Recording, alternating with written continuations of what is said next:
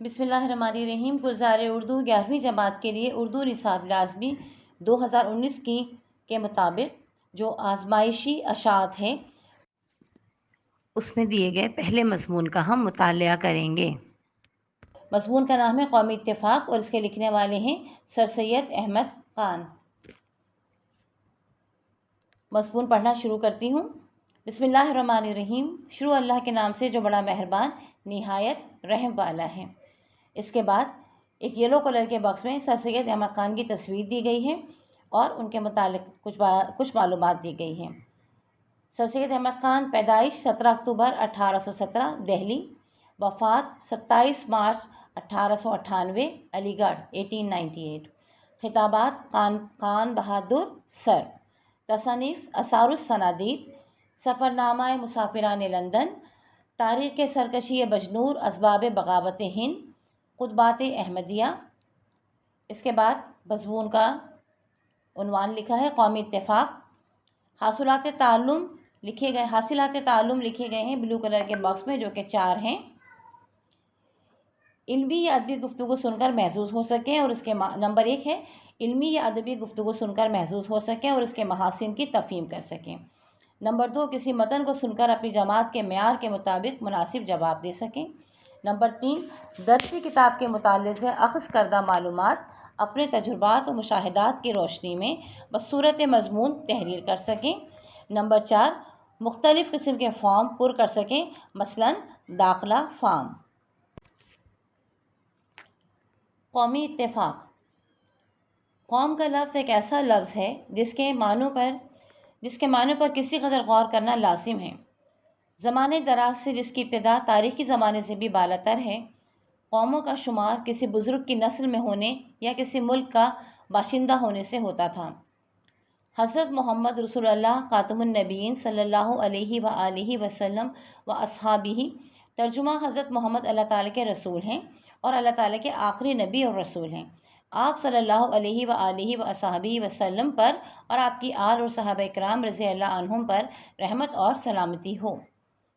آپ نے اس تفرقہ قومی کو جو صرف دنیاوی اعتبار سے تھا مٹا دیا اور ایک روحانی رشتہ قومی قائم کیا جو ایک حب المتین لا الہ الا اللہ محمد الرسول اللہ، ترجمہ اللہ کے سوا کسی کی بندگی نہیں، حضرت محمد الرسول اللہ خاتم النبیین صلی اللہ علیہ وآلہ وصحبہ وسلم اللہ کے رسول ہیں، سے مضبوط تھا۔ تمام قومی سلسلے، تمام قومی رشتے سب کے سب اس روحانی رشتے کے سامنے نیست و نابود ہو گئے اور ایک نیا روحانی بلکہ خدائی قومی رشتہ قائم ہو گیا۔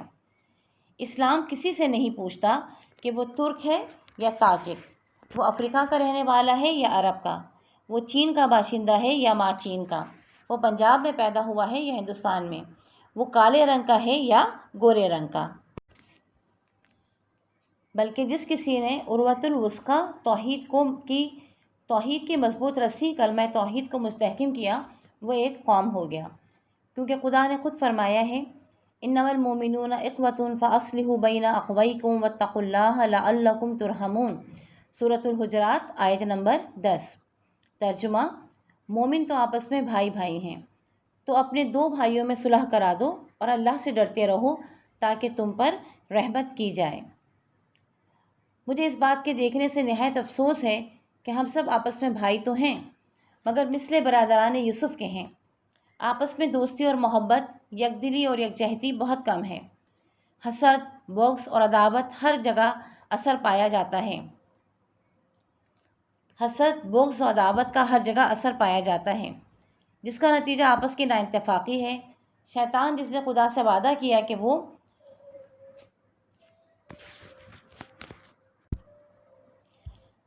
لَأَقْعُدَنَّ لَهُمْ صِرَاطَكَ الْمُسْتَقِيمَ، سورۃ الاعراف آیت نمبر 16۔ ترجمہ میں بھی تیرے سیدھے راستے پر ان کو گمراہ کرنے کے لیے بیٹھوں گا۔ ایک مقدس اور بظاہر نہایت روحانی ہیلے سے آپس میں جن کو کہ خدا نے بھائی بنائے ہیں، نفاق ڈالنے میں کامیاب ہو جاتا ہے۔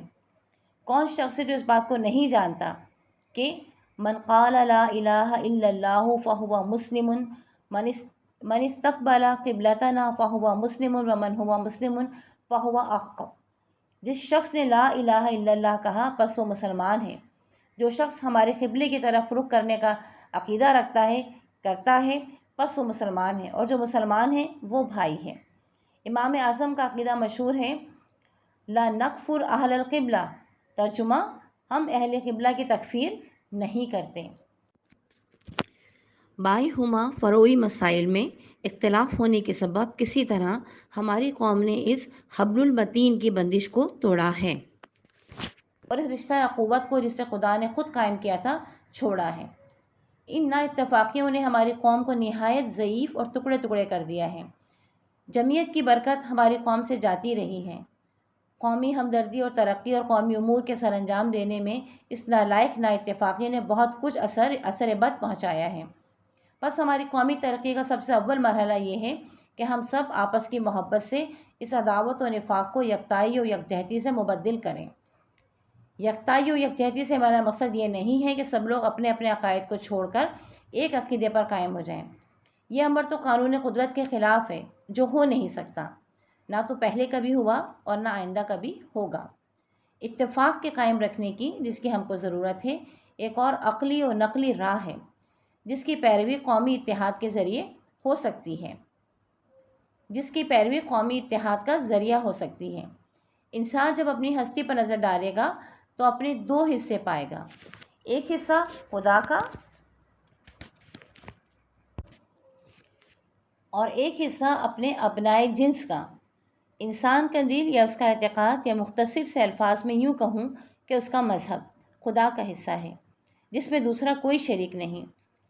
اس کے عقائد کی جو کچھ بھلائی یا برائی ہو، اس کا معاملہ اس کے خدا کے ساتھ ہے۔ نہ بھائی اس میں شریک ہے، نہ بیٹا، نہ دوست، نہ آشنا اور نہ قوم۔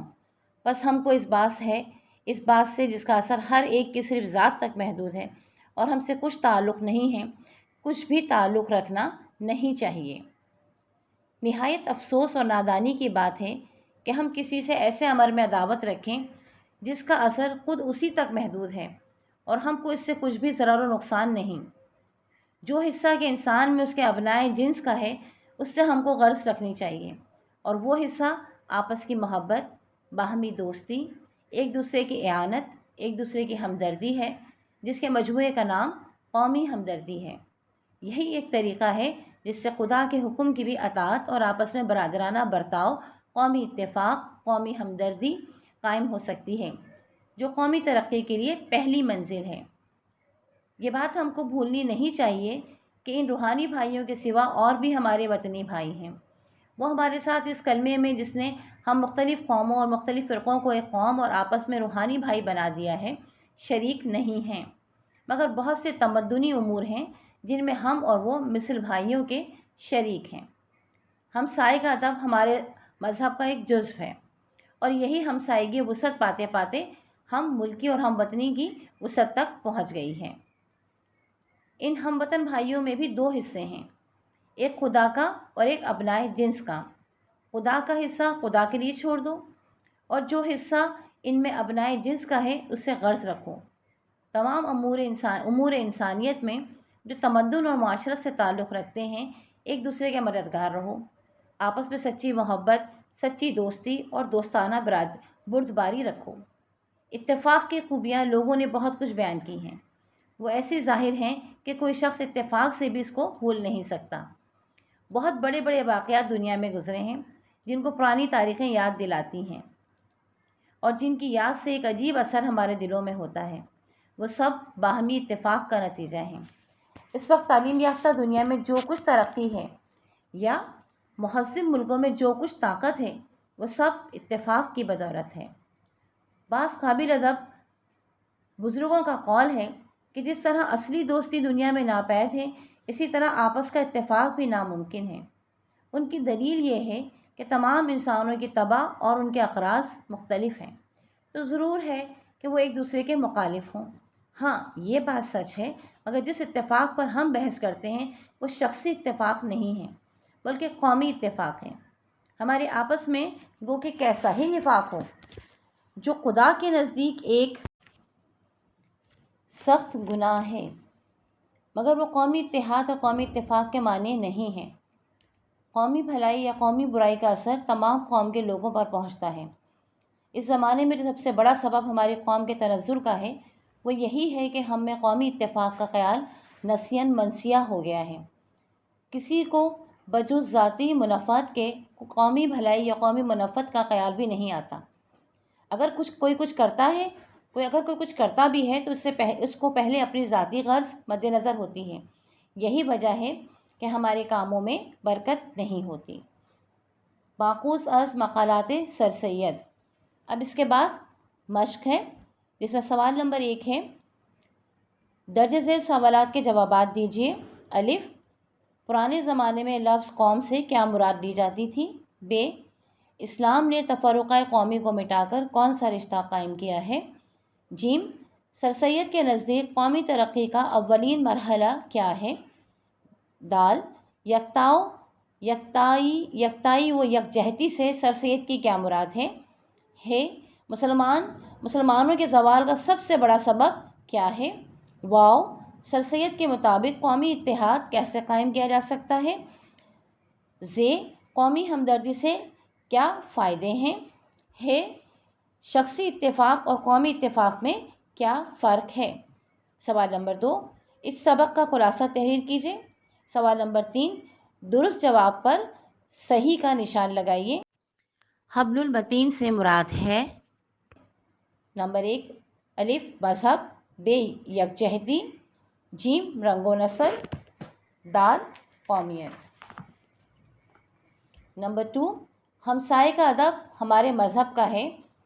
الف، جز، ب، نفس، جیم، کل، دال، مرکز۔ نمبر 3، قومی ترقی کا بنیادی سبب ہوتا ہے۔ الف، مذہب، ب، تجارت، جیم، زراعت، دال، اتفاق۔ نمبر 4، سر سید کی نظر میں ہماری قوم کو ٹکڑے ٹکڑے کر دیا ہے۔ الف، مال و دولت نے، ب، نا اتفاقی نے، جیم، ذاتی مفادات نے، دال، بے حسی نے۔ نمبر 5، عروۃ الوثقی سے مراد ہے۔ الف، اخوت، ب، اتحاد، جیم، تنظیم، دال، توحید۔ سوال نمبر 4 ہے، درج ذیل جملوں کی وضاحت کیجیے۔ الف، ہم میں قومی اتفاق کا خیال نسیاً منسیہ ہو گیا ہے۔ ب، جس کسی نے عروۃ الوثقی کلمہ توحید کو مستحکم کیا وہ ایک قوم بن گیا۔ جیم، ہم سب آپس کی محبت میں اس عداوت و نفاق کو یکتائی و یکجہتی سے مبدل کریں۔ سوال نمبر 5، ذیل کے الفاظ و تراکیب کو اپنے جملوں میں استعمال کیجیے۔ یکجہتی، رشتہ اخوت، اعانت، منفعت، ابنائے جنس۔ سوال نمبر 6، قومی اتفاق کی ضرورت کے عنوان پر ایک مضمون تحریر کیجیے۔ اس کے بعد ایکٹیویٹی ہے سرگرمی۔ طلبہ پرائمری اسکول کا داخلہ فارم لیں گے اور فرداً اسے پر کر کے استاد کو دکھائیں گے۔ مضمون، کسی متعین موضوع پر ضروری معلومات یا اپنے خیالات و جذبات و احساسات کا تحریری اظہار مضمون کہلاتا ہے۔ موضوعات کے لحاظ سے مضمون کا دائرہ بہت وسیع ہے۔ دنیا کے ہر معاملے، مسئلے یا موضوع پر مضمون لکھا جا سکتا ہے۔ مضمون کی ایک خاص ترتیب ہوتی ہے۔